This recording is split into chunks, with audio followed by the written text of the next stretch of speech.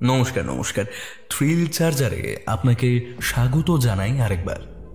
আমরা team thrill charger আজ আপনার জন্য নিয়ে এসেছি গোয়েন্দা রুদ্রপ্রিয় গিরি সিরিজের আরেকটি নতুন রহস্য অ্যাডভেঞ্চার কাহিনী। লেখক সাগর কুমার পাঠকের কলমে মিথুন সংহার। গল্পটা শুরু হওয়ার আগে লেখক সাগর কুমার পাঠকের সম্পর্কে কিছু বলে নেওয়া যাক। সুলেখক সাগর কুমার পাঠকের প্রথম বই ভয়ের মুখোশ প্রকাশিত হয়েছে কলকাতা বইমেলায়। সেজন্য টিম থ্রিল চার্জারের পক্ষ থেকে সাগর কুমার পাঠককে জানাই অসংখ্য শুভকামনা এবং আগামী দিনে আপনার লেখনীতে সমৃদ্ধ হোক বাংলার সাহিত্য। বইটি আসন্ন বইমেলায় কথোপকথন প্রোডাকশনের 628 নম্বর স্টলে পাওয়া যাবে। আপনারা যারা সংগ্রহ করতে চান তারা বইমেলার জন্য অপেক্ষা করতে পারেন, কিংবা আপনারা সরাসরি লেখকের থেকে এই বইটি সংগ্রহ করতে পারেন ডিসক্রিপশন বক্সে দেওয়া নম্বরে কন্ট্যাক্ট করে। এছাড়াও সাগর কুমার পাঠকের লেখা থ্রিল চার্জারে কাহিনীগুলোর লিঙ্ক দেওয়া রইল ডিসক্রিপশন বক্সে। আপনারা গল্পগুলির লিঙ্কে ক্লিক করলেই শুনতে পারবেন সাগর পাঠকের লেখা আমাদের চ্যানেলে প্রকাশিত কাহিনীগুলি। তাহলে এবার গল্পের দিকে ফিরে যাওয়া যাক। আজকের গল্প পাঠে ও গল্পের সূত্রধার আমি অভিক। গোয়েন্দা রুদ্রপ্রিয় গিরির চরিত্রে দীপম ঘোষ, মুখ্য ভূমিকায় দিব্যেন্দু গোস্বামী, দিব্যেন্দু দাস, বুবাই, তনুশ্রী, সৌরভ সাহা, সুপ্রজা, অভিক এবং বর্ণালী। শব্দ সংযোজন দেবরাজ দে, আবহ নির্মাণ কৌশিক বসু, প্রচ্ছদ নির্মাণ শ্রাবর্ণ ফ্রম স্ক্রিবলিং মাইন্ড। তাহলে চলুন শুরু করা যাক আমাদের আজকের কাহিনী। লেখক সাগর কুমার পাঠকের কলমে গোয়েন্দা রুদ্রপ্রিয় গিরির রহস্য অ্যাডভেঞ্চার মিথুন সংহার।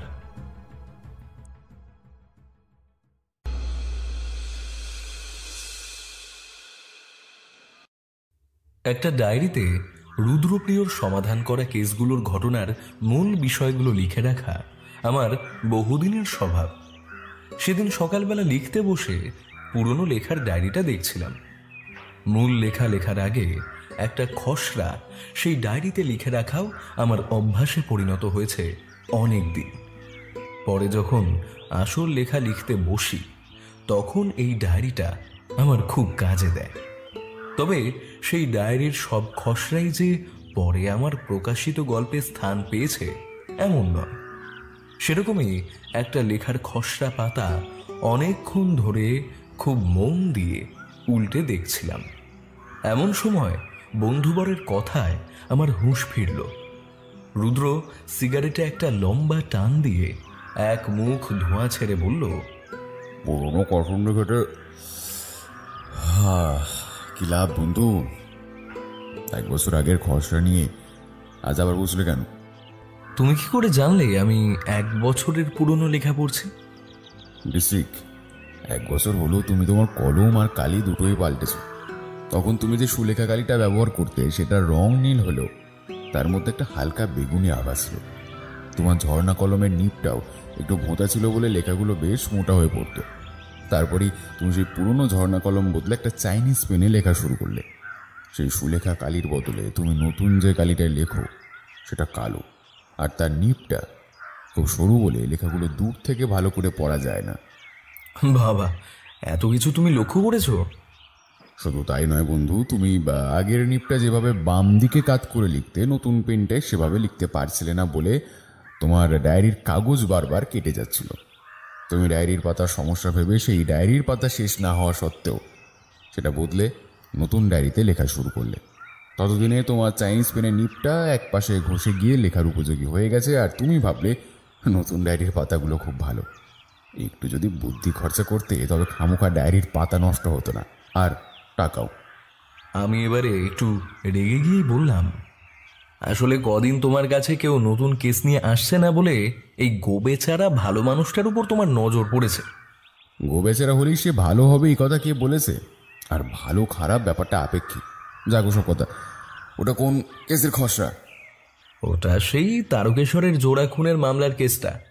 যদি ওটা আমার আর লিখে ওঠা হয়নি। আসলে কেসটা সমাধান করার পর তুমি নিজেই এত হতাশ হয়ে গিয়েছিলে যে আমিও আর ওটা লেখার কথা ভাবিনি। তা কেন বন্ধু, জীবনের সব অভিজ্ঞতাই আসলে অনন্য। আমার মনে হয় তোমার পাঠকদেরও এই কাহিনীটা জানার অধিকার আছে। আর সব জয়ই যে আনন্দ হয় তা নাও হতে পারে। তুমি তাড়াতাড়ি লিখে ফেলো এটা। বলতে গেলে বন্ধুবরের কথাতেই এই কাহিনীর জন্য আমি আবার কলম ধরলাম। আজ থেকে ঠিক 1 বছর আগে এই কাহিনীর সূত্রপাত।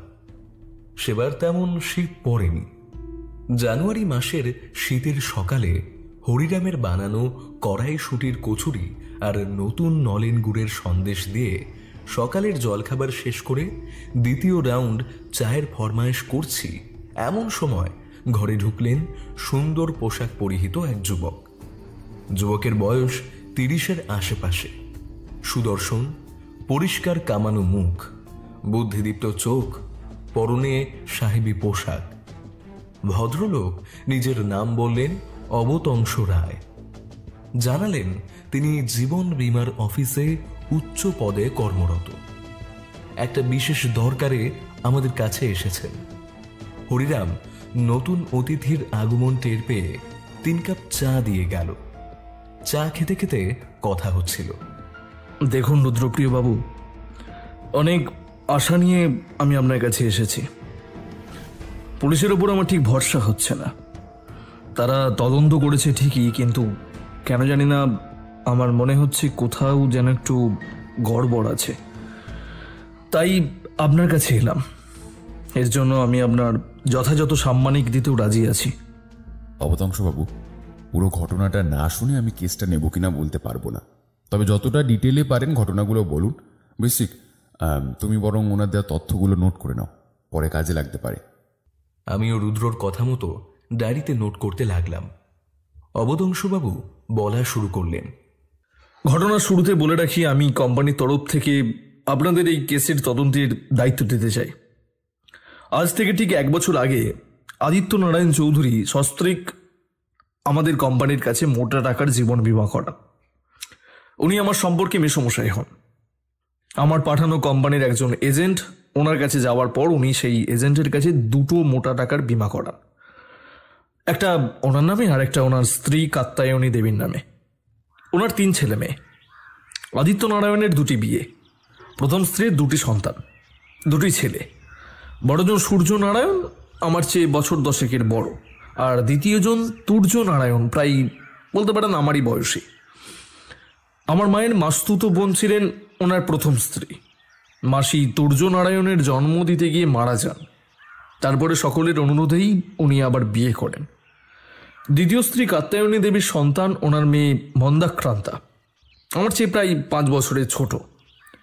ছোটবেলায় অনেকবার ওনার বাড়ি গেছি। পরে আমি হোস্টেল থেকে পড়াশোনা শেষ করে অল্প বয়সে চাকরি পেয়ে যাওয়ায় যোগাযোগ কিছুটা বিচ্ছিন্ন হয়ে গিয়েছিল।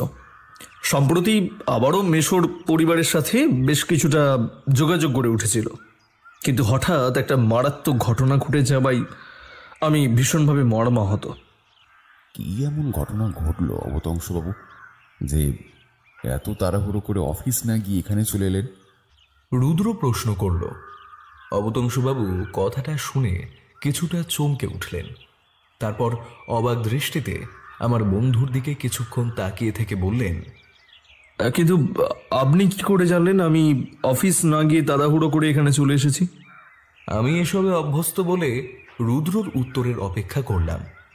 প্রথমত, আপনি তাড়াহুড়ো করে দাড়ি কামাবার সময় গালের কিছুটা খুর দিয়ে কেটে ফেলেছেন। আজ সোমবার, তাই অফিস যাওয়ার আগে আপনাকে শেভ করতেই হতো।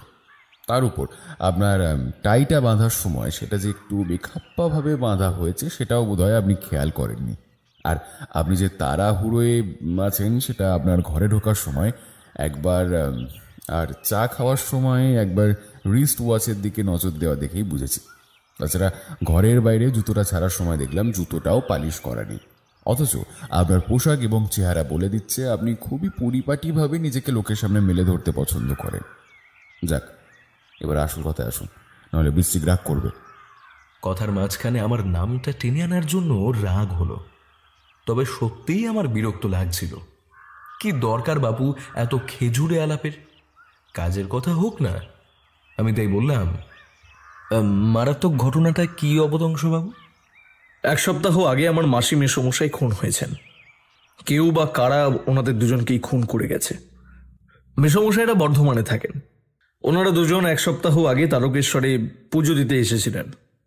ওখানে একটা লজে ওনারা আগের দিন রাতের বেলা উঠেছিলেন। পরদিন ভোরবেলা তারকেশ্বর মন্দিরে পুজো দিয়ে লজে ফিরে আসেন। ঠিক ছিল দুপুরে খাওয়া দাওয়া করে ওনারা ফিরে আসবেন। মন্দিরে পুজো দিয়ে ফিরে আসার পর মাসি লজের বেয়ারাকে চা দিতে বলেন। ওনারা লজের দোতলায় ছিলেন। চা দিয়ে যাওয়ার বেশ কিছুক্ষণ পর হঠাৎ দোতলা থেকে একটা পিস্তলের গুলির আওয়াজ পাওয়া যায়। এরপর বেয়ারা এসে দেখে দরজা ভিতর থেকে বন্ধ, কিন্তু জানালাটা ভেজানো। সেই জানলার ফাঁক দিয়ে বেয়ারা উঁকি মেরে দেখেন মেসোমশাই মাটিতে পড়ে রয়েছেন আর তার মাথার রক্তে ভেসে যাচ্ছে। তখন বেয়ারা চিৎকার করে লোক জড়ো করে। তারপর পুলিশ এসে ম্যানেজারের কাছ থেকে ডুপ্লিকেট চাবি নিয়ে দরজা খুলে দেখে মেসোর মাথায় কেউ গুলি করেছে। আর এদিকে কাত্যায়নী মাসিও মারা গেছে। কিভাবে? আমি প্রশ্ন করলাম। মাসিকে গলায় ফাঁস দিয়ে হত্যা করা হয়েছে। প্রথমে ব্যাপারটা কেউ অতটা খেয়াল করেনি। সবাই মেসোর মৃতদেহের দিকেই তাকিয়েছিল। একটা লম্বা দড়ির শেষ প্রান্ত যে জানলার কাছে পড়ে আছে সেটা কেউ বিশেষ লক্ষ্যই করেনি। পরে দেখা যায় সেই দড়িটা আসলে মাসির গলায় ফাঁস দিয়ে পড়ানো। মাসি জানলার পাশে একটা চেয়ারে বসে চা খাচ্ছিলেন। সেই অবস্থায় তার গলার পেছন থেকে ফাঁসটা জানলা দিয়ে ছুঁড়ে পড়িয়ে দেওয়া হয়। তারপর প্রবল টানে মাসির শ্বাসরুদ্ধ হয়। মাসি যে চেয়ারটায় বসেছিল সেটা বেশ বড় একটা হাতলওয়ালা চেয়ার, মানে সেটা পিছনে উল্টে পড়ার কোনো সম্ভাবনা নেই আর কি। তাই প্রবল টানেও মাসি উল্টে পড়েনি। মেসো মনে হয় টের পেয়ে সেটা বাধা দিতে গিয়েছিলেন, তাই সম্ভবত তাকে গুলি করে হত্যা করা হয়। কিন্তু এইখানেই আমার মনে কিছু খটকা লাগছে। কি খটকা? আমি প্রশ্ন করলাম। এক আততায়ীর কাছে যদি পিস্তলই থাকে তবে সে দড়ির ফাঁস ব্যবহার করে মাসিকে মারবে কেন? ওই পিস্তলটা আততায়ী ঘরের মধ্যে ফেলে গেল কেন? এতক্ষণ বাদে আপনি কথাটা বললেন, এটা আপনার আগেই বলা উচিত ছিল। যাই হোক, এবার থেকে যা বলবেন একটু গুছিয়ে নিয়ে বলবেন। তবে আপনি কিন্তু এখনো আমার কি করণীয় সেটা এখনো আমাকে বলেননি। রুদ্র একটু কড়াভাবেই উত্তরটা দিল। বন্ধুবরের কথায় আমি একটু অবাক হলেও অবতংশবাবু লজ্জিতভাবে উত্তর দিলেন, দুঃখিত, আমি সত্যি ভুল স্বীকার করছি। আমার এটা যদিও আগেই বলা উচিত ছিল। আসলে আমার সন্দেহ মেসো মাসিকে খুন করার পেছনে ওদেরই কোনো কাছের মানুষ জড়িত আছে বলে আমার বিশ্বাস, এবং গতকাল আমার সে সন্দেহ আরো দৃঢ় হয়েছে। কি দেখে আপনার এই সন্দেহ? আমি প্রশ্ন করলাম। আসলে মেসো আর মাসি দুজনেই বেশ মোটা টাকার জীবন বীমা করেছিলেন আমার কোম্পানিতে, আর নমিনি হিসাবে নিজের 3 ছেলে মেয়েকে সমান অংশীদারিত্ব দিয়ে গেছেন তিনি। দুজনের জীবন বীমার ডেথ বেনিফিট হিসাবে মাসির 3 ছেলে মেয়ে যা টাকা পাবে তাতে এদের বাকি জীবন পায়ের ওপর পা তুলে ভালোভাবে কেটে যাবে। তাছাড়া মেসোর এক সৎ দাদার সাথে মেসোর বহুদিন ধরে ঝামেলা চলছিল। মেসোর বাবার যে ব্যবসা সেটা মেসো আর তার দাদা বিক্রম নারায়ণ মিলে সামলাচ্ছিলেন, কিন্তু মেসোর দাদা বারবার নিজেদের অংশ আলাদা করে নিতে চাইছিলেন, কিন্তু মেসো রাজি হচ্ছিলেন না। বিক্রম নারায়ণ চাইছিলেন নিজের অংশটা অন্য কাউকে বেছে দিয়ে সেই টাকায় অন্য ব্যবসা শুরু করতে। ওনার ছেলে রঞ্জন গুন্ডা প্রকৃতির, সে ঠিকমতো রোজগার পাতিও করে না, এদিকে পৈতৃক ব্যবসাও তার পছন্দ নয়। সে নাকি ওই টাকা দিয়ে মহাজনী কারবার করতে চায়। মেসোই আমায় এই কথাটা বলেছে আর কি। এমনকি রঞ্জন নাকি মেসোকে ব্যবসা ভাগ করে দেওয়ার জন্য হুমকিও দিয়েছে। আমি মেসোকে পুলিশে অভিযোগ করতে বলেছিলাম, কিন্তু মেসো চাইনি ঘরের কথা আর কি লোক জানাজানি হোক। আর আপনার মেসোর ছেলেমেয়েরা কি করে? রুদ্রর প্রশ্নের জবাবে অবতংশবাবু বললেন, সূর্যদা মানে মেসোর বড় ছেলের নিজস্ব ব্যবসা আছে বর্ধমানে, 2টো চালকল আর রেশন দোকানও আছে একটা। তুর্য একটু বাউন্ডুলে প্রকৃতির, তবে ছেলে খারাপ নয়, কিন্তু তবে আজকাল একটু বৎসঙ্গে মিশে গেছে বলে মেসো দুঃখ করতেন আমার কাছে।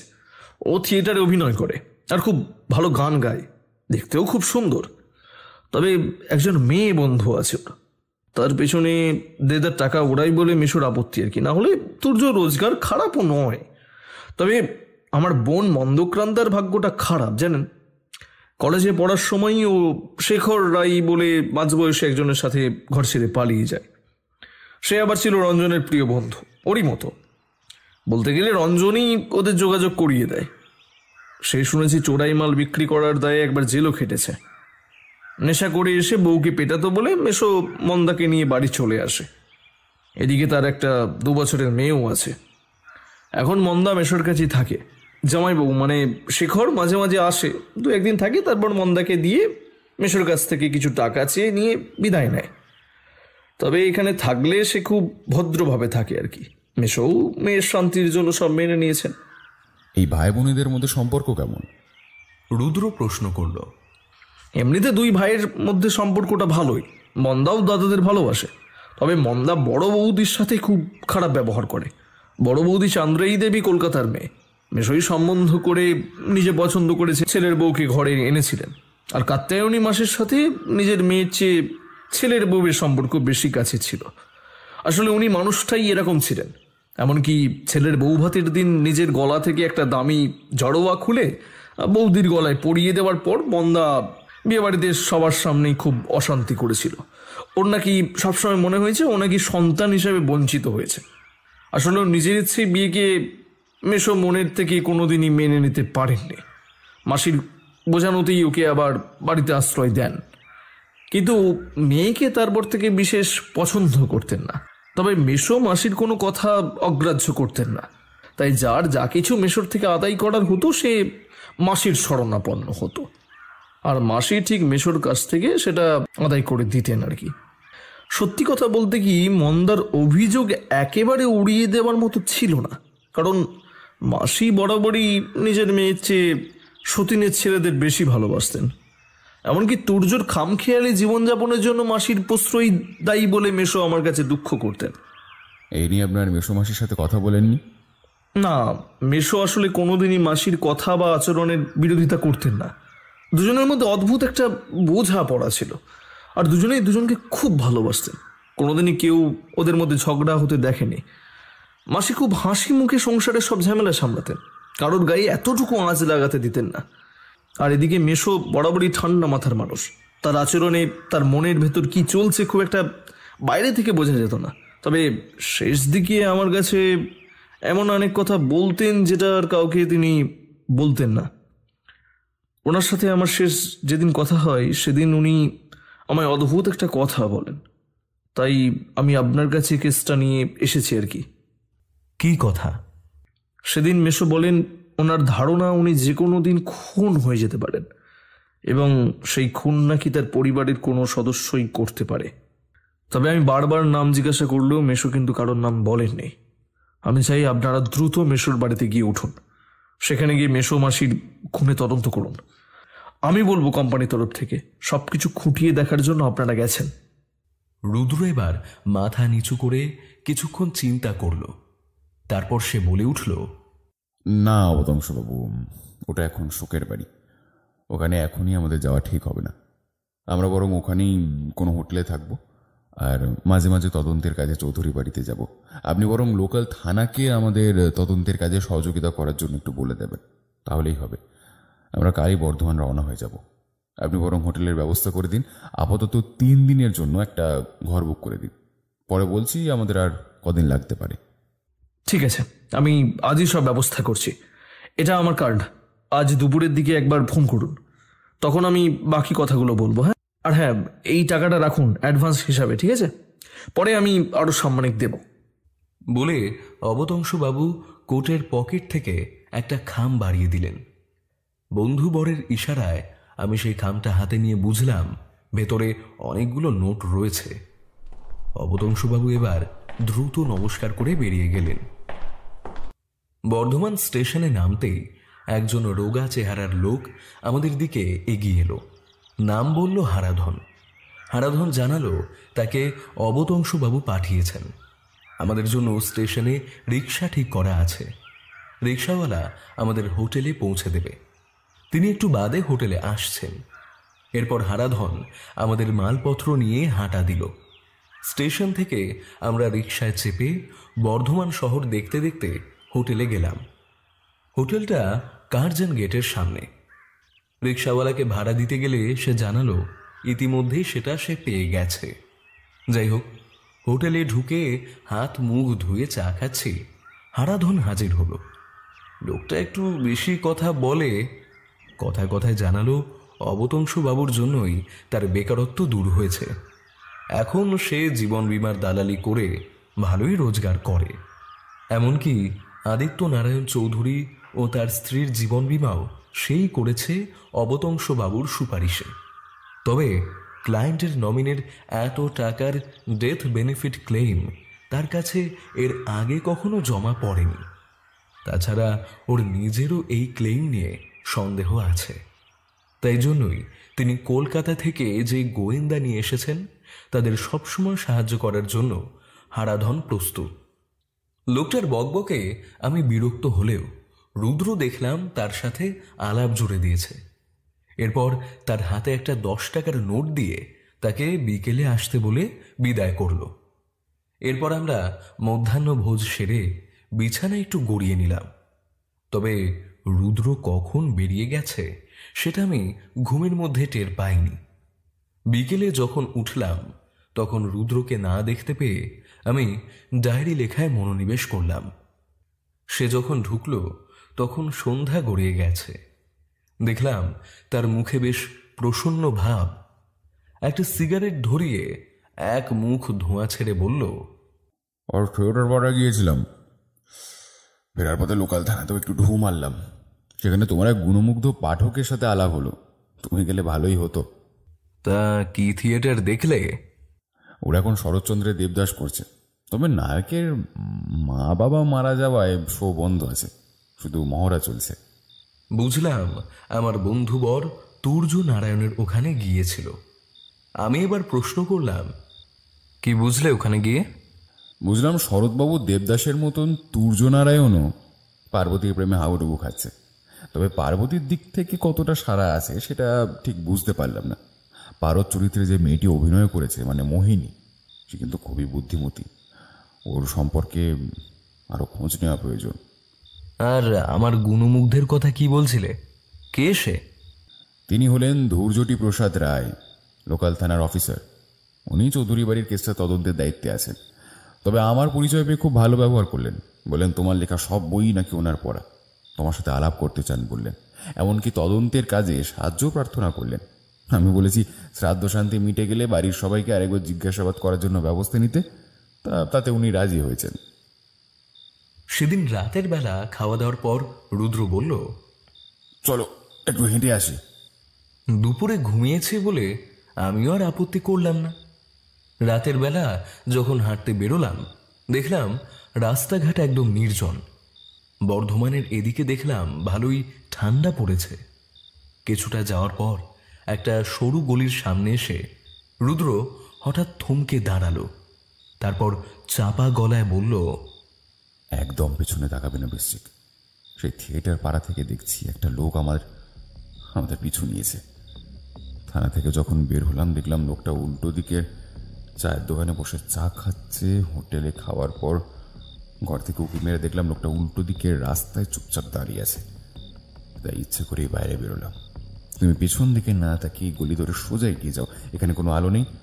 আমি বরং এখানে চুপ করে অপেক্ষা করি। আমার একটু ভয় করছিল বটে, কিন্তু রুদ্রর বুদ্ধি ও শক্তির উপর আমার প্রবল আস্থা আছে বলে আমি ওর কথা মতো এগোতে লাগলাম। ফাঁকা অন্ধকারময় সেই গলিতে আমি শঙ্কিত পায়ে এগিয়ে চললাম। খালি মনে হতে লাগলো এই বুঝি কেউ আমার উপর পেছন থেকে ঝাঁপিয়ে পড়বে। নিজের হৃদযন্ত্রের স্পন্দন পর্যন্ত আমি শুনতে পাচ্ছিলাম। হঠাৎ পেছন থেকে ধূপ করে একটা শব্দ আর কাতর গোঙানিতে নিজে থেকেই আমার দৃষ্টি পেছনে চলে গেল। দেখলাম অন্ধকারে একজন মানুষ আরেকজনের বুকের উপর চেপে বসেছে। দ্রুত দৌড়ে গিয়ে দেখি রুদ্র লোকটাকে কাবু করে মাটিতে ধরাশায়ী করে ফেলেছে। লোকটা এবার আত্মসমর্পণের ভঙ্গি করে প্রায় কাঁদো কাঁদো স্বরে বলল, দয়া করে আমায় মারবেন না। আমি আপনার উপর শুধু নজর রাখছিলাম, কোনো ক্ষতি করার উদ্দেশ্য আমার ছিল না। কে তোমাকে আমার উপর নজরদারি করতে পাঠিয়েছিল? রুদ্র প্রশ্ন করল। ওরে বাবা, তার নাম বললে আমায় খুন করে ফেলবে। আর তার নাম না বললে আমরা তোমায় পুলিশের হাতে তুলে দেব। রুদ্র দাঁতে দাঁত চেপে বলল। লোকটা রুদ্রর মুখের কাঠিন্য লক্ষ্য করে বুঝল সে ফাঁকা কথা বলছে না। সেবার এদিক ওদিক দেখে নিয়ে বলল, রঞ্জনদা আমায় পাঠিয়েছে, বলল আপনি সারাদিন কোথায় যান, কার সাথে দেখা করেন, সব খবর দিতে পারলে আমায় টাকা দেবে। তবে আমি ধরা পড়ে গেলে কিচ্ছু পাবে না। রুদ্র এবার কি যেন চিন্তা করে বলল, তোমার নাম কি? আগে আমার নাম রতন। শোনো রতন, এবার থেকে তুমিই আমার খবর রঞ্জনকে পৌঁছে দেবে। তবে আমি যে খবরটা দিতে বলবো শুধু সেটাই দেবে। আর তার সাথে রঞ্জনের সাথে কার কার এখন যোগাযোগ আছে সেটা আমায় বললে আমি তোমায় টাকা দেব। সে তো আমি এখনই দিতে পারি।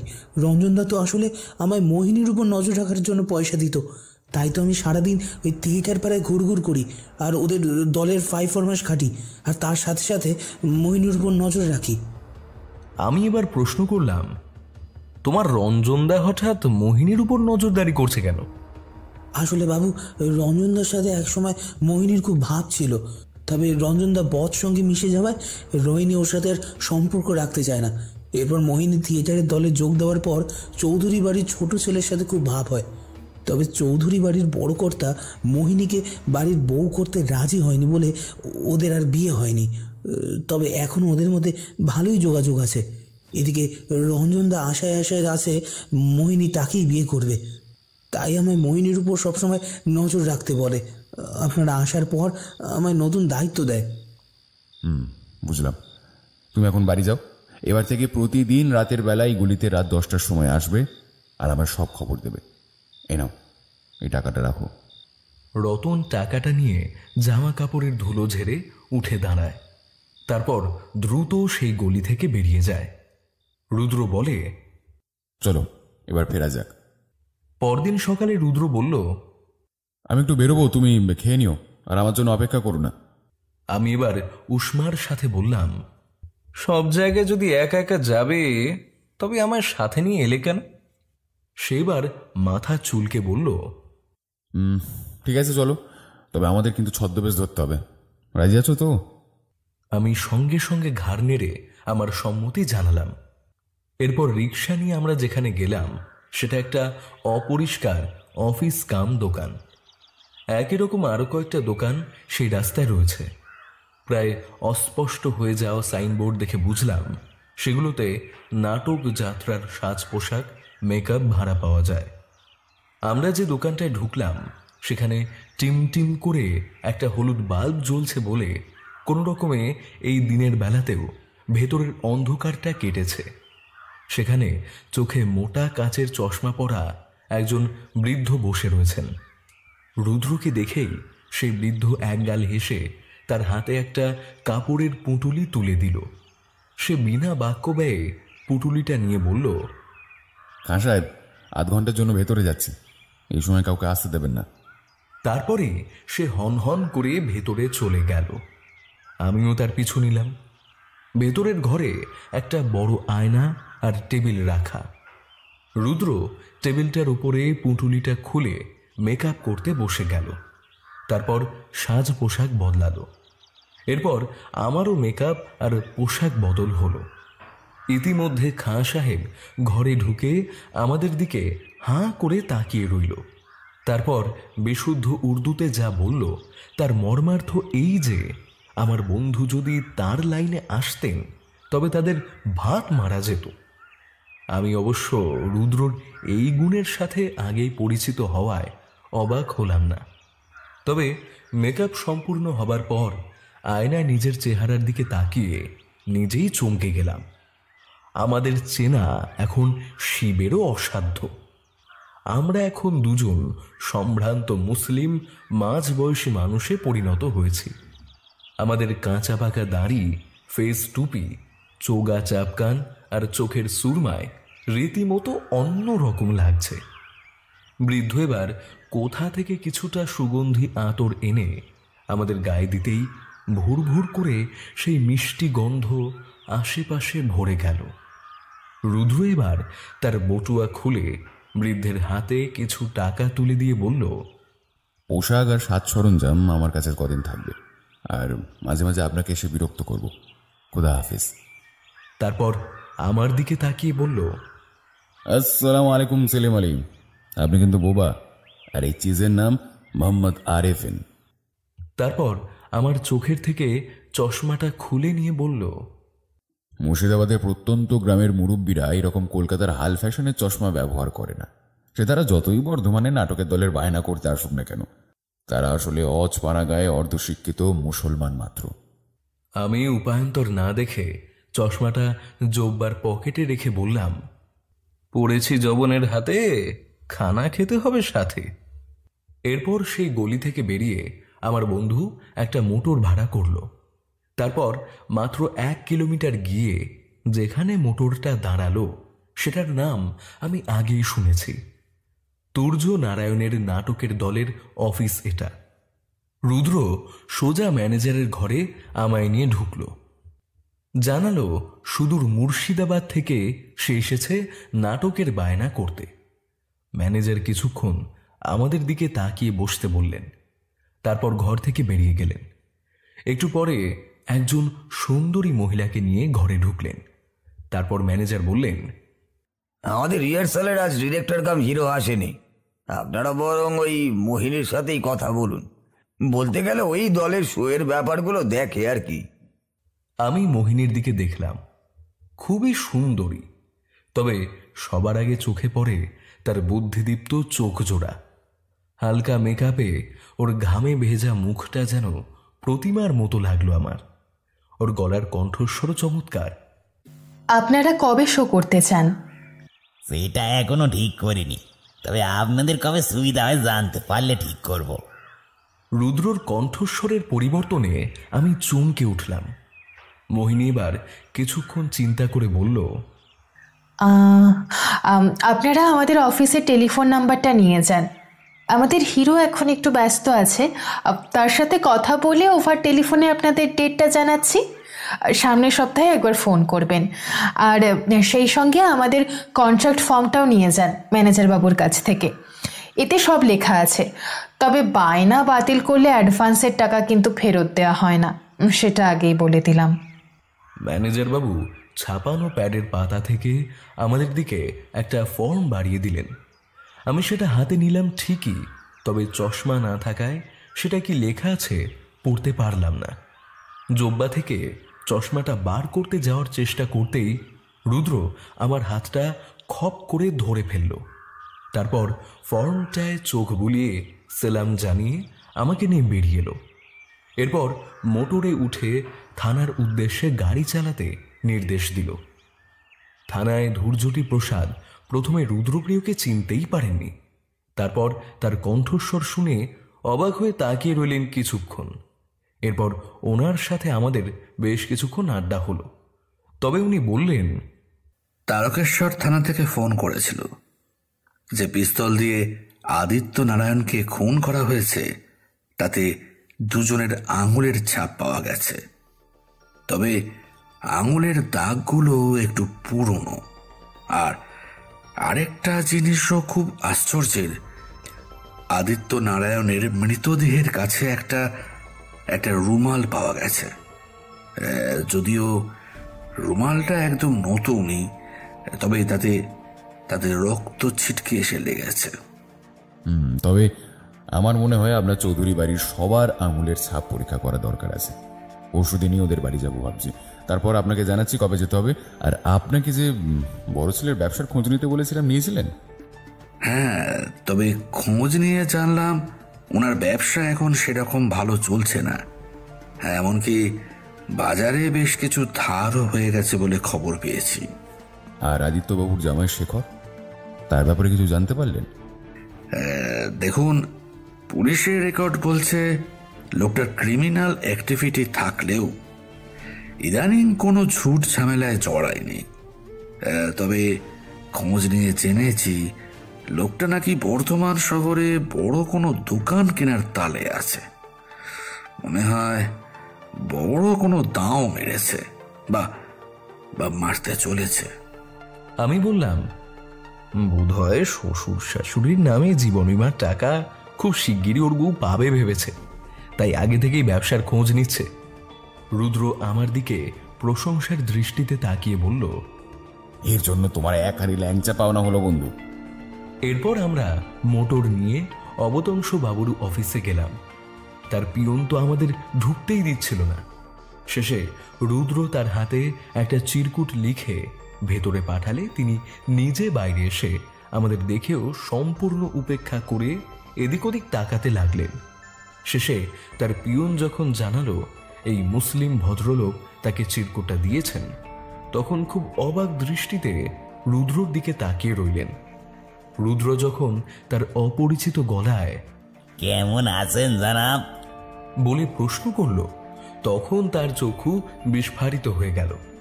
আমি তখন আর হাসি চাপতে না পেরে, আহ কি হচ্ছে রুদ্র বলে উঠলাম। তিনি তখন অবাক বিস্ময়ে আমাদের দিকে তাকিয়ে রইলেন। তারপর আমরা তিনজনেই হেসে উঠলাম। অবতংশবাবু বললেন, এভাবে আপনাদের ছদ্মবেশ ধারণের কারণ কি? আমার পিছনে এর মধ্যে লোক লেগে গেছে। একজনকে সামলেছি, কিন্তু আরো লোক থাকতেই পারে। ভালো কথা, একটা জিনিস বলুন তো, যদি কোনো নমিনি দেখা যায় খুনে জড়িত, তবে সে নিশ্চয়ই বিমার টাকা পাবেন না। তবে সেক্ষেত্রে কি তার টাকাটা বাকিরা পাবে? জীবন বীমার আইন বলছে নমিনির সংখ্যা যদি একাধিক হয়, তবে একজনও যদি খুনে জড়িত থাকে তবে কোনো নমিনি টাকাটা পাবে না। আমার মনে হয় এই আইনের কথা অনেকেই জানে না। অবতংশবাবু, আপনি ওদের এটা জানিয়েছেন তো? আমি প্রশ্ন করলাম। এখনো কিছু বলিনি, এবং সেটা ইচ্ছে করেই এখনো বলিনি। আপনার তদন্তটা মিটুক, তারপর যথাসময়ে বলবো। ভালো কথা, কালী মেসোমাসির শ্রাদ্ধানুষ্ঠান মিটে যাচ্ছে, তারপরই আপনাদের নিয়ে ওখানে যাব ভাবছি। সেই হিসেব করেই আমরা পরশুদিন ওখানে যাব ভেবেছি। অবতংশবাবু আমাদের দরজা পর্যন্ত এগিয়ে দিলেন। পরদিন রুদ্র সারা দিন বাইরে কাটালো। সন্ধ্যাবেলা ফিরে এসে হঠাৎ সংস্কৃত শ্লোক আওড়াতে লাগলো। মা নিষাদ প্রতিষ্ঠাং তমগম শাশ্বতী শ্রমা ইয়দ ক্রোধ মিথুনা দিকুমবধি কামহিতম। আমি বললাম, তুমি কি এবার গোয়েন্দাগিরি ছেড়ে কাব্য রচনা ধরলে নাকি? এর বাংলা অর্থ হলো, হে ব্যাত, তুমি অনন্তকাল শান্তি পাবে না। তুমি হত্যা করেছো প্রেমে মগ্ন পাখি। বন্ধু, এটাই সংস্কৃত সাহিত্যের প্রথম শ্লোক। শ্লোক থেকে শোক, নিহত পাখির শোক থেকেই উচ্চারিত বাক্য বলেই শ্লোক, আর আদি শ্লোকের রচয়িতা বলেই বাল্মীকি আদি কবি। নিষ্ঠুর ব্যাধ তীরবিদ্ধ করেছিল জোড়ার পুরুষ পাখিকে। স্ত্রী পাখিটিকে কাতর বিলাপ করতে দেখে বাল্মীকির মনে এক বিরহ কাতর নারীর ছবি ভেসে উঠল। সেই বিরত কাতর নারী রামের স্ত্রী সীতা। স্ত্রী কোঁচ বকের করুণ বিলাপী রামায়ণ লেখার প্রেরণা। তোমার হঠাৎ এই শ্লোক বলার কারণ বুঝে উঠতে পারলাম না। খোঁজ খবর নিয়ে জানলাম, আদিত্য নারায়ণ আর তার স্ত্রীর মধ্যে প্রগাঢ় ভালোবাসা ছিল। এই বয়সেও তারা যেভাবে নিজেদের সংসারকে আগলে রেখেছিলেন তা সচরাচর দেখা যায় না। তাদের এই যুগের ক্রৌঞ্চ মিথুনের সাথে তুলনা করা যেতে পারে। তাই তাদের যে বা যারা হত্যা করেছে তারা কিন্তু সেই রকমই একটা পাপ কাজ করেছে। তাই এদের ধরা আমার অবশ্য কর্তব্য। দুপুরে খাওয়ার পর কোথায় গিয়েছিলে? আজ রঞ্জনের সাথে দেখা করতে গিয়েছিলাম। সে কি, ছদ্মবেশে গেছিলে বুঝি? না, এমনি গিয়েছিলাম। বললাম আমার কিছু টাকার দরকার, সুদ যা লাগে দেবো। শুনে সে আমায় কদিন অপেক্ষা করতে বলল। কদিন বাদেই সে আমায় মোটা টাকা ধার দিতে পারবে বলেও জানালো। বুঝলাম আমি রতনকে যা বলতে বলেছি সেটাই সে বলেছে, এবং সেটা বিশ্বাসও করেছে। কি বলতে বলেছিলে তুমি? আমি আমার আসল পরিচয় দিয়ে বলেছিলাম সে যদি এই খুনের পেছনে না থাকে তবে তার আমাকে ভয় পাওয়ার কিছু নেই। শুনে সে আমার সাথে খুব স্বাভাবিকভাবেই কথা বলল, কিন্তু তারপরেই সে দেখলাম একজনের সাথে কথা বলার পর খুব উত্তেজিত হয়ে পড়ল। তারপর দ্রুত সেখান থেকে বেরিয়ে গেল। তার চোখে তখন আমি কিন্তু আশঙ্কার ছাপ দেখলাম। একটা কথা কিন্তু ভেবে দেখার আছে। আদিত্যবাবু মারা যাওয়ায় রঞ্জনের বাবার পক্ষে নিজের ব্যবসার অংশ বিক্রি করা অনেক সহজ হয়ে গেল। এটাও কিন্তু ভেবে দেখতে হবে। বাহ বাহ, ইদানিং তো দেখছি তোমার মাথা বেশ পরিষ্কার হচ্ছে। তবে আমি খোঁজ নিয়ে জেনেছি রঞ্জনের বাবা বিছানায় শয্যাশায়ী। তবে একটা খুব গুরুত্বপূর্ণ খবর পেয়েছি, তুর্যনারায়ণ মোহিনীকে খুব শিগগিরই বিয়ে করে ঘরে তুলবে। এদিকে রঞ্জনের সাথে শেখরের নাকি ইদানিং বনিবনা হচ্ছে না, এমনকি একদিন হাতাহাতি পর্যন্ত হয়েছে। শুনলাম রঞ্জন আগে শেখরের দলেই ছিল, ইদানিং রঞ্জন শেখরের সাথে আর যোগাযোগ রাখে না। রঞ্জন মস্তানি করে বেড়ালো, শেখর এখন ওই লাইন ছেড়ে ভদ্রভাবে ব্যবসা করতে চায়। নাহলে আগে দুজনে একেবারে হরিহর আত্মা ছিল। বাহ বাহ, এত খবর এর মধ্যেই জোগাড় করে ফেললে। রুদ্র মুচকি হেসে একটা সিগারেট ধরালো। বুঝলাম ওর মুখ থেকে এখন আর কিছু বের করা যাবে না। পরদিন অবতংশবাবুর গাড়িতে চৌধুরী বাড়িতে গেলাম। উনি আমাদের সবার সাথে পরিচয় করিয়ে দিলেন। সূর্যনারায়ণ আর তার স্ত্রী চান্দ্রী দেবী আমাদের সাদরে অভ্যর্থনা করলেন। আরেকজন বিবাহিত মহিলা ঘরে ঢুকতে কথাবার্তায় বুঝলাম ইনি আদিত্যবাবুর মেয়ে মন্দাক্রান্তা। উনি অবতংশবাবুকে সরাসরি প্রশ্ন করলেন, অবুদা, নমিনির ক্লেম কবে নাগাদ পেতে পারি? দেখ মন্দা, তোরা আমার নিজের লোক, তোদের মিথ্যা আশ্বাস দেব না। কোম্পানি তোদের হাতে টাকা দেওয়ার আগে সব কিছু ভালো করে দেখে নিতে চান, মানে কোনো ফাউল প্লে হয়েছে কিনা, এই জন্যই এরা এখানে এসেছেন আর কি। কোম্পানি না তুমি? কে টাকাটা আটকে রেখেছে অবুদা? তোমাকে আমি হাড়ে হাড়ে চিনি। মন্দা, বাইরের লোকের সামনে কি হচ্ছে? সূর্যবাবু এবার বিরক্তি প্রকাশ করে বললেন। এমন সময় ঘরে প্রবেশ করল একজন সুদর্শন যুবক। তার মাথা ভর্তি একরাশ চুল আর গালে বেশ কদিনের না কাটা দাড়ি। লাল চোখগুলো বলে দিচ্ছে যুবকটি ইতিমধ্যেই বেশ কিছুটা পান করেছেন। যুবকটি এবার দরজার কাছে দাঁড়িয়ে বলে উঠল, স্পষ্ট কথা, কষ্ট কি দাদা? মন্দা তো আমাদের সবার মনের কথাই বলে দিয়েছে। বুঝলাম ইনি তুর্যনারায়ণ। তবে একটা জিনিস দেখে অবাক হলাম, সূর্যনারায়ণের মুন্ডিত মাথা ও কামানো মুখ তার সদ্য বাবা মায়ের প্রয়াণের সাক্ষ্য বহন করলেও তুর্যনারায়ণ যে সেসবের ধার ধারেননি সেটা পরিষ্কার। একজন চাকর চা নিয়ে আসতে চান্দ্রী দেবী সেগুলো সবার হাতে তুলে দিতে লাগলেন। আমি এবার বলে উঠলাম, আপনাদের বাবা মায়ের ঘরটা কি একবার দেখা যাবে? পুলিশ একবার সব দেখে গেছে, তবু যদি চান আপনারা দেখতে পারেন। আপাতত ঘরটা পুলিশ দেখে যাওয়ার পর বন্ধ আছে, তবে আমি খোলার ব্যবস্থা করছি। সূর্যনারায়ণ বললেন। এরপর আমরা চান্দ্রী দেবীর সাথে সেই ঘরে গেলাম। সাদা মাটা ছিমছাম ঘর। রুদ্র সারা ঘর তন্ন তন্ন করে কি যেন খুঁজতে লাগলো। এমন সময় দেখলাম চান্দ্রী দেবী আশেপাশে দেখে নিয়ে আমাদের বললেন, আপনারা এ ঘরে কি খুঁজছেন? আদিত্যবাবুর ডায়েরি জাতীয় কিছু। রুদ্র উত্তর দিল, সেসব মনে হয় পাবেন না। পুলিশও খুঁজেছিল, পায়নি। তবে মা বাবা যেদিন তারকেশ্বরে যায় তার আগের দিন রাতে শেখরদার সাথে বাবার খুব ঝামেলা হচ্ছিল। কে নিয়ে ঝামেলা? আমি প্রশ্ন করলাম। শেখরদা কদিন ধরেই টাকার জন্য মন্দার ওপর খুব চাপ দিচ্ছিল। মন্দা সে কথা বাবাকে বলায় বাবা ওকে ঘরে ডেকে খুব বকাবকি করে। তখন শেখর মন্দাকে ছেড়ে চলে যাবার কথা বলায় আমার শাশুড়ি মা শেখরদাকে অনেক বোঝানোর চেষ্টা করেন। আমার শ্বশুরমশাই বলেন তারকেশ্বর থেকে ফিরে উনি শেখরদার সাথে কথা বলবেন। মন্দা বাইরে থেকে সব কিছুই চুপচাপ শোনে, পরে এই নিয়ে খুবই কান্নাকাটি করে। বড় বৌদি, আমার কথা যেমন বললে, বড়দার সাথে বাবার অশান্তির কথা তো বললে না। তাছাড়া বাবাজির মধ্যেই দাদার পাওনাদারদের কত টাকা গোপনে দিয়েছে সেটা ওনাদের বলেছ? মন্দাক্রান্তা যে আমাদের কথার মধ্যে এভাবে ঢুকে পড়বে আমরা কেউ ভাবিনি। চান্দ্রী দেবী দ্রুত সেখান থেকে চলে গেলেন। আমরাও সেখান থেকে বেরিয়ে বাইরে আসব এমন সময় সূর্যনারায়ণ আমাদের সামনে এসে বললেন, অবুর মুখে শুনলাম আপনারা হোটেলে উঠেছেন। আপনারা বরং কদিন আমাদের চৌধুরী বাড়িতে এসে থাকুন না। আমি বাধা দিতে যাবার আগেই রুদ্র বলে উঠল, ঠিক আছে, আমরা বরং বিকেলে আসি। আসলে হোটেলে দুপুরে খাবো বলে এসেছি তো। বাইরে বেরিয়ে রুদ্র অবতংশু বাবুকে আমাদের থানার সামনে নামিয়ে দিতে বলল। আমাদের দেখেই ধূর্যটি প্রসাদ বলে উঠলেন, কি আশ্চর্য! এতক্ষণ আমি আপনাদের কথাই ভাবছিল। আপনাদের হোটেলে ফোন করে জানলুম আপনারা নাকি মোটরে করে হাওয়া খেতে বেরিয়েছেন। তারকেশ্বর থানা থেকে নতুন কি খবর পেলেন সেটা বলুন।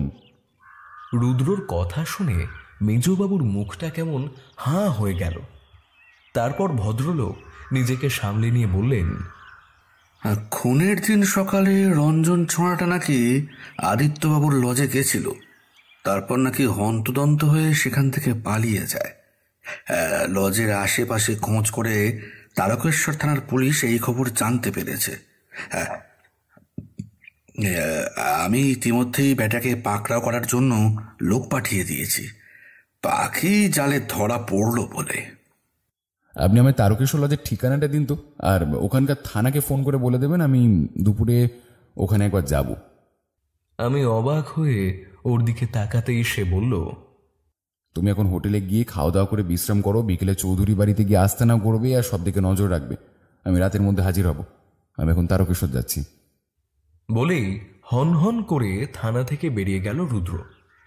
আমি ওর এই ধরনের খামখেয়ালিপনার সাথে পরিচিত বলে মেজবাবুর আনানো চায়ের কাপে চুমুক দিলাম।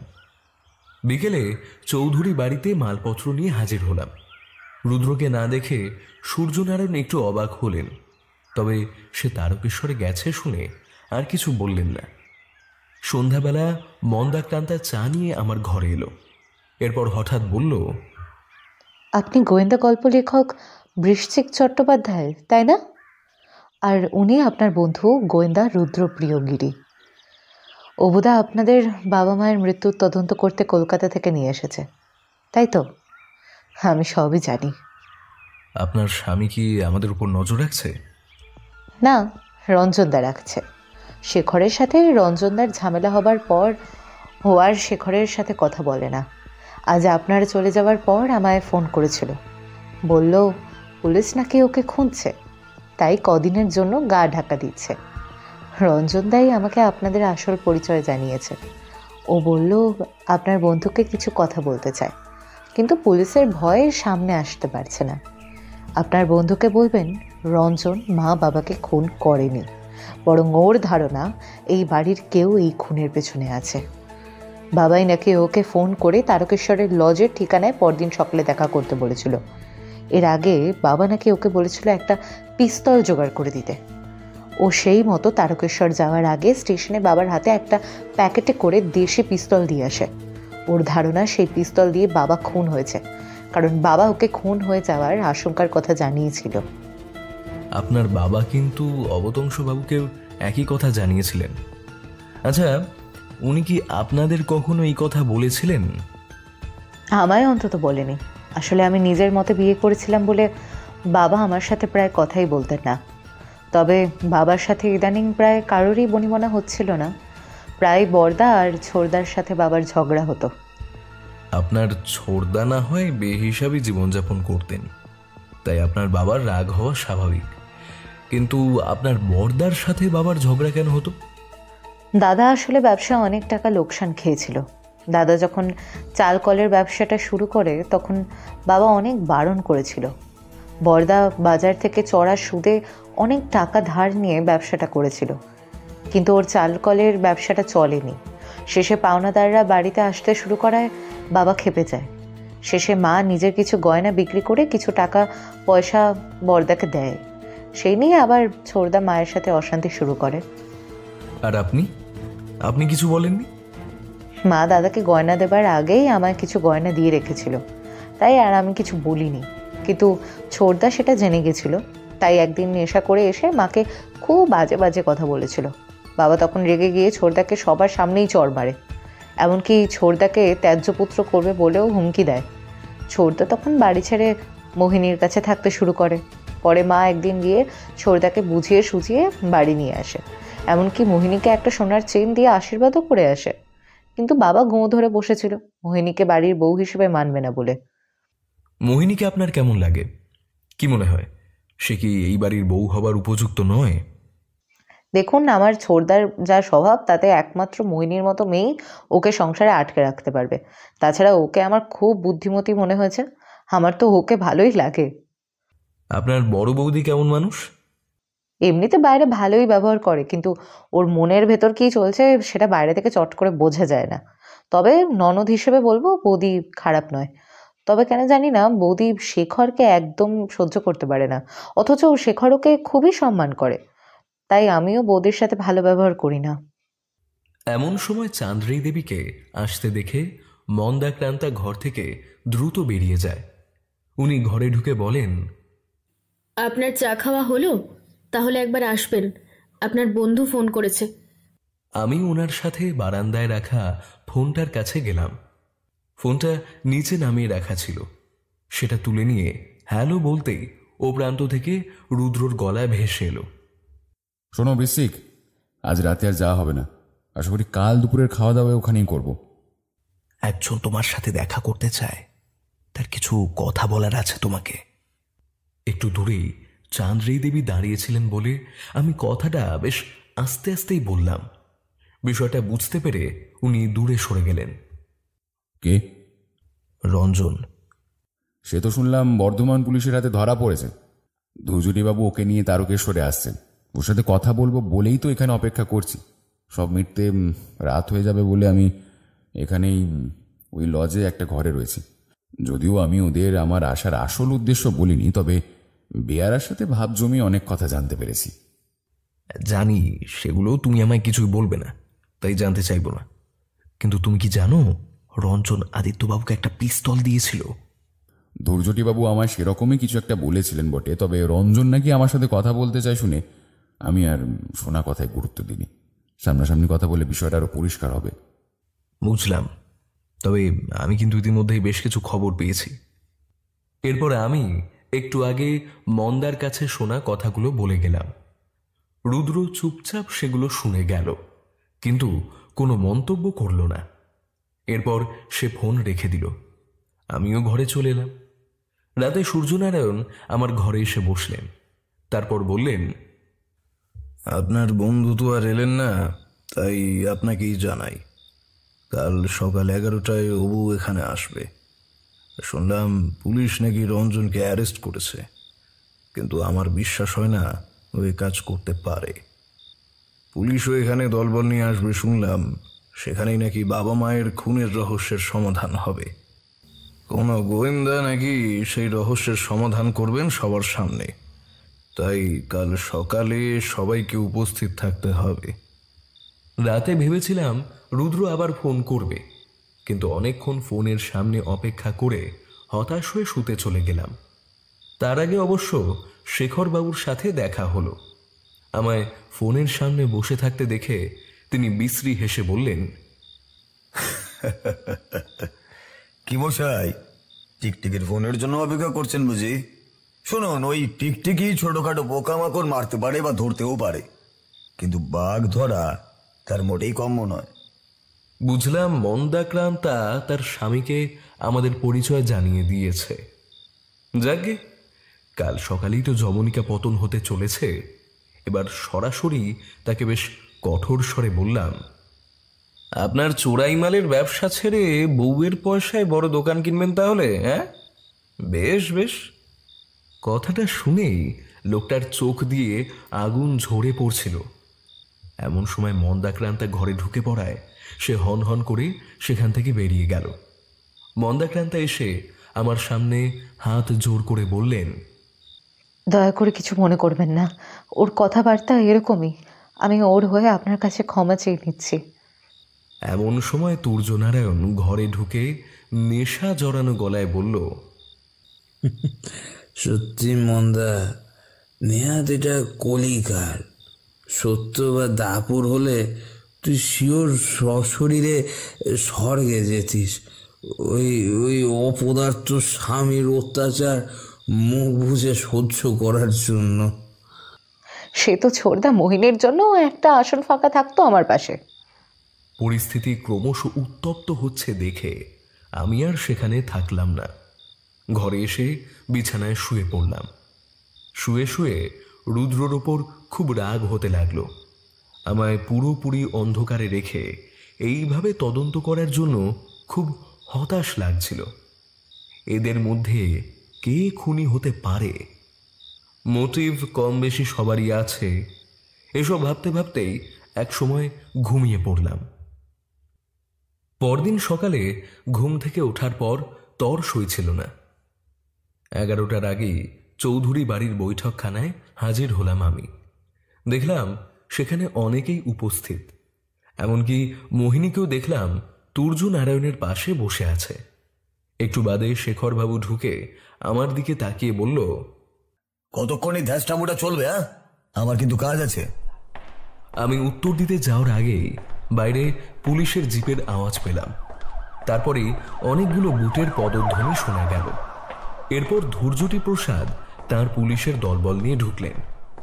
দেখলাম একজন যুবক 2 হাতে হাত করা পরা অবস্থায় সেই দলের সাথে ঢুকল। বুঝলাম এই সেই রঞ্জন। একে দেখে মন্দার চোখ ছলছল করে উঠল। আমি সেদিকে তাকিয়েছিলাম। হঠাৎ একটা গুঞ্জন শুনে তাকিয়ে দেখি ঘরে প্রবেশ করেছে আমার বন্ধু, তার পাশেই অবতংশবাবু। ঘরের সবার চোখ তখন রুদ্রর দিকে। সবাই তার কথা শোনার জন্য অপেক্ষা করছে। রুদ্র ঘরের মাঝখানে রাখা সোফার ফাঁকা জায়গায় বসে আমার দিকে তাকিয়ে বলল, বন্ধু কিছু মনে করো না, আমার 1 কাপ চা সবার আগে দরকার। কথাটা শোনা মাত্রই চাঁদরেই দেবী দৌড়লেন ভেতরে। সবার যে ধৈর্যের বাঁধ এবার ভেঙে যাচ্ছে এবং রুদ্র সেটা বুঝতে পেরেই যে মুখে মিটি মিটি হাসিটা ধরে রেখেছে সেটা আমি স্পষ্ট অনুধাবন করলাম। কম দিন তো আর ওর সঙ্গ দিচ্ছি না, ওকে আমি হাড়ে হাড়ে চিনি। চা শেষ করে সেবার উঠে দাঁড়ালো। তারপর শুরু করলো, আপনারা এখানে আমার কাছে যে কথাটা শুনতে চান সেটা বলার আগে আমি কিছু স্পষ্ট করে বলে দিতে চাই। আমার কথা শেষ হলে আপনারা আমার ওপর রুষ্ট হবেন জানি, কারণ আদিত্যবাবু এবং তার স্ত্রী মারা যাওয়ার পর তাদের নমিনি হিসেবে যে টাকাটা আপনাদের পাওয়ার কথা সেটা আপনারা কেউই পাবেন না। এর কারণটা অবশ্য আপনাদের অবতংশবাবুই বলবেন। বলুন অবতংশবাবু। কারণটার কিছুই নয়। একাধিক নমিনির মধ্যে কেউ যদি ওদের খুনে জড়িয়ে থাকে তবে নমিনিদের মধ্যে কেউই আর টাকাটা পাবে না। আমার এরকম সন্দেহ হয়েছিল বলেই আমি ওনাদের এখানে ডেকে এনেছি। পুলিশও ইতিমধ্যে তদন্ত শুরু করে একজনকে গ্রেপ্তার করেছে। তবে আমার ধারণা এই খুনের পেছনে রঞ্জনবাবু নেই। রুদ্র বলে উঠল। সারা ঘরে তখন পিন পতন নিস্তব্ধতা। শেখরবাবু এবার হিস করে বলে উঠল, তার মানে বলতে চান কি রঞ্জন ধোয়া তুলসী পাতা? দেখুন শেখরবাবু, নিজের স্ত্রীর কাছ থেকে রঞ্জনবাবুর লুকিয়ে থাকার ঠিকানার কথা জেনে সেটা পুলিশকে উড়ো ফোন করে জানিয়ে নিজের শত্রুকে পুলিশের হাতে ধরিয়ে দিয়ে প্রতিশোধ নেওয়ার মনস্কামনা আপনার পূর্ণ হয়েছে ঠিকই, কিন্তু রঞ্জনীবাবু ধোয়া তুলসী পাতা কিনা সেই বিচার করবে আইন আদালত।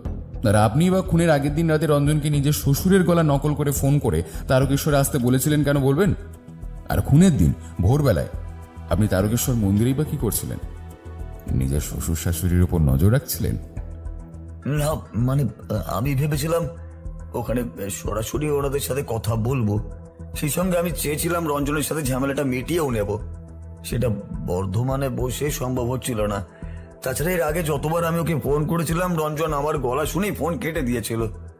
ভেবেছিলাম ওর সাথে লজে বসেই আমার সাথে ঝামেলাটা মিটিয়ে নেব, কিন্তু ওনাদের লজের সামনে গিয়ে দেখি খুব ভিড় জমে গেছে। তারপর যখন শুনলাম ওনারা খুন হয়েছেন তখন আমি ভয় পালিয়ে আসি। শেখরবাবু এবার গলার স্বর নরম করে বললেন, বুঝলাম। তবে সত্যি কথা বলতে কি, আপনি যে খুনের পিছনে নেই সেটা আমি আগেই বুঝতে পেরেছি, কারণ আপনি আপনার অন্ধকারময় অতীত ভুলে সুস্থ স্বাভাবিক জীবন শুরু করতে চান, সেটা আমি আগেই জানতে পেরেছি। তাই আপনাকে সন্দেহের তালিকার বাইরেই রেখেছি। এবার আসছি বাকিদের কথায়। প্রথমেই বলি সূর্যনারায়ণ বাবুর কথা। ওনার ব্যবসা যে চলছে না সেটা প্রায় সবাই জানে। আপনার বাবা আপনার ধার মেটাতে রাজি নয়। মায়ের গয়না বেচার টাকায় পাওনাদারদের সাময়িক ঠেকিয়ে রাখলেও এই মুহূর্তে বেশ কিছু টাকা সংস্থান না হলে আপনার সম্মান নিয়ে টানাটানি পড়বে। তাই নমিনির মোটা টাকাটা পেলে সব দিক রক্ষা হয়, কিন্তু আপনার সেই সাহস নেই। তাছাড়া আপনি আপনার মাকে অসম্ভব শ্রদ্ধা করেন, তিনিও আপনাকে সব সন্তানের মধ্যে সবচেয়ে বেশি ভালোবাসেন। তাই আপনার পক্ষে আপনার মাকে খুন করা সম্ভব নয়। এমন সময়ে তুর্যনারায়ণ বলে উঠল, এবার একটু ঝেড়ে কাশুন তো মশাই, প্রিলুড ছেড়ে এবার ইন্টারলুড বাজান। মোহিনী এবার তার দিকে তাকিয়ে বলল, আহ, কি হচ্ছে কি তুর্য? তোমার কি কোনো কিছুতেই তর্স হয় না? আপনি কিছু মনে করবেন না রুদ্রপ্রিয় বাবু, বলুন যা বলছিলেন। মোহিনীর কথায় তুর্যনারায়ণ কেমন যেন মিইয়ে গেল। রুদ্র এবার বলা শুরু করলো, তুর্যনারায়ণকেও আমি সন্দেহ তালিকার বাইরে রাখছি, কারণ যেদিন খুন হয় তার দুদিন আগে থেকেই আপনি শো নিয়ে মেদিনীপুরে ব্যস্ত ছিলেন। তাছাড়া আপনার বাবাও শেষে মোহিনীকে বাড়ির বউ করবেন বলে মেনে নিয়েছিলেন। আমি তো অন্তত তাই জানতে পেরেছি।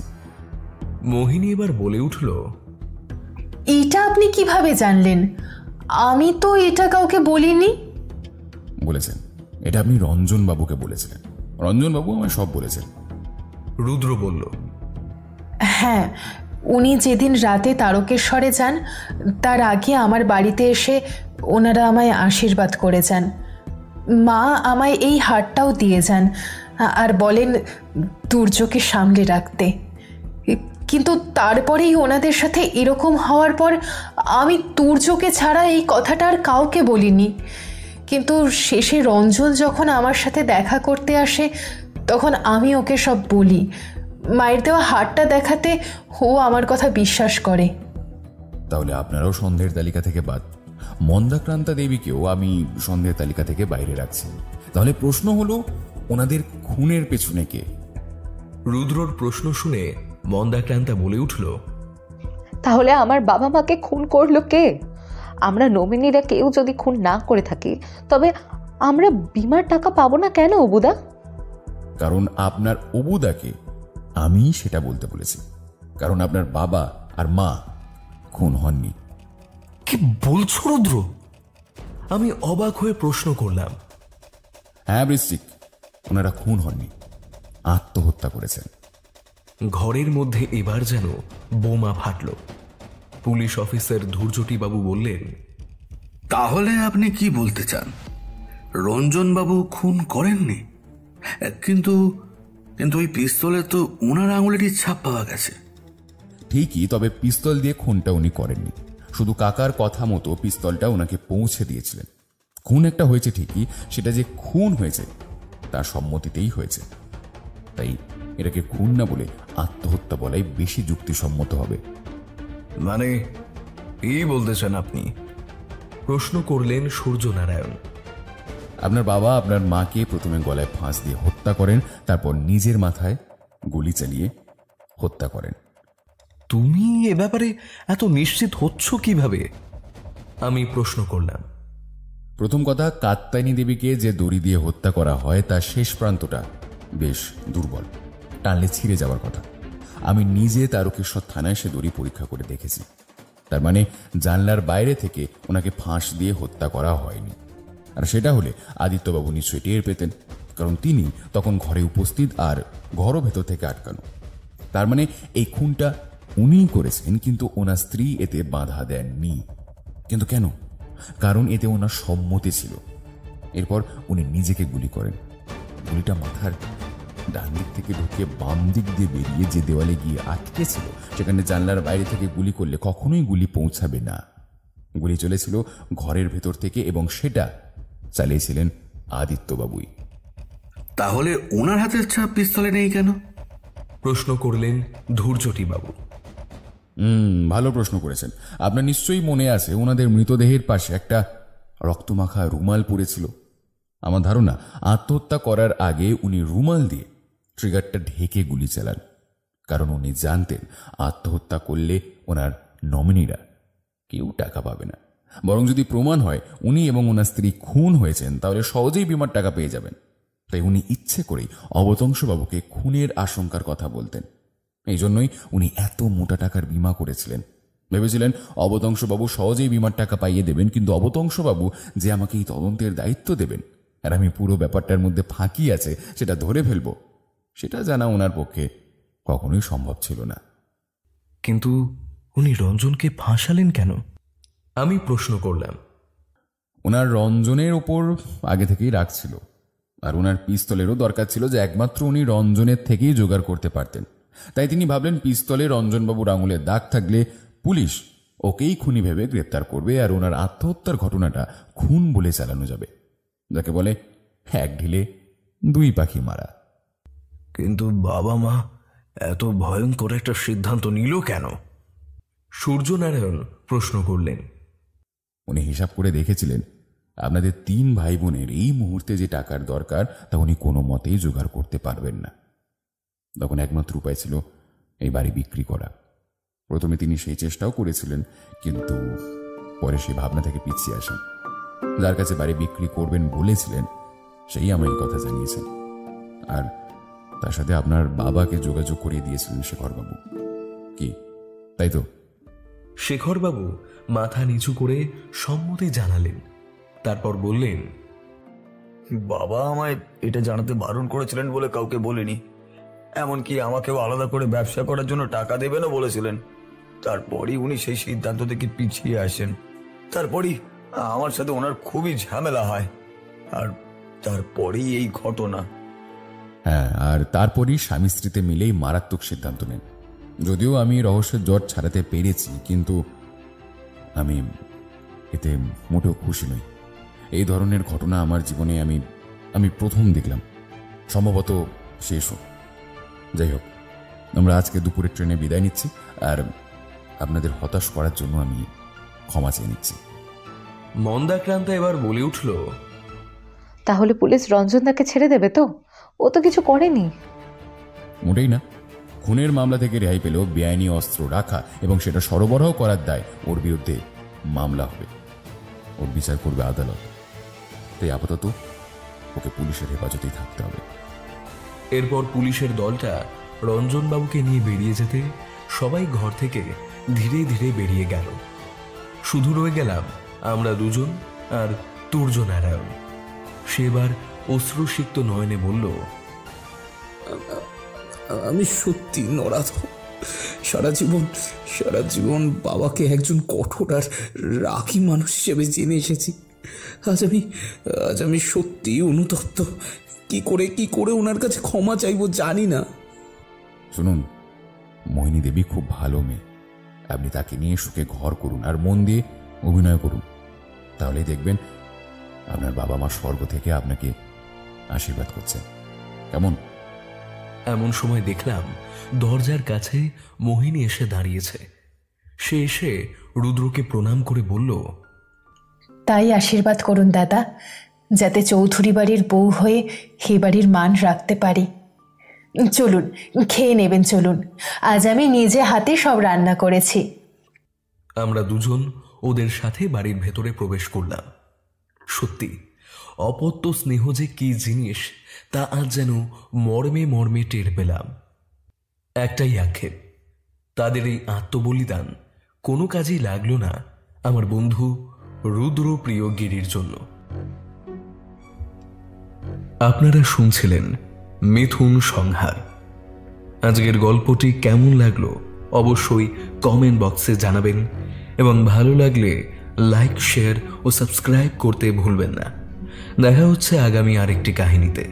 ততক্ষণ ভালো থাকুন, সুস্থ থাকুন এবং সাবধানে থাকুন। ধন্যবাদ।